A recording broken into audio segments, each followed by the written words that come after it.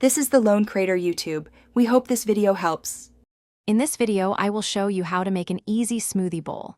First, select your preferred frozen fruits, like berries or bananas, and a liquid base such as almond milk or coconut water. A good ratio is roughly 2 cups of frozen fruit to 1 cup of liquid for that perfect thick consistency. Make sure your blender can handle frozen ingredients well. This simple start ensures a delicious and healthy breakfast or snack. To achieve that ideal thick texture, always add your liquid to the blender first, followed by the frozen fruit. Start blending on a low setting, then slowly increase the speed, using your tamper if your blender has one.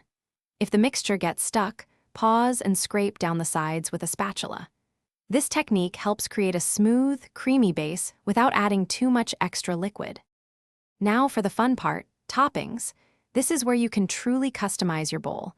Consider fresh berries, sliced banana, crunchy granola, or a sprinkle of chia seeds. A light drizzle of honey or maple syrup can add a touch of natural sweetness. Arrange your chosen toppings thoughtfully. A visually appealing bowl often tastes even better. Get creative and make it your own. For the best experience, serve your smoothie bowl right after blending to enjoy its thick, cold texture. Don't be afraid to experiment with various fruit combinations and liquid bases to discover your favorite flavors.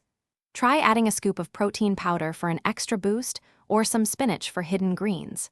Remember to check the description for a link to some amazing darn tough socks and other great deals. Enjoy your delicious and nutritious creation. Thanks for watching. Consider subscribing if we helped you.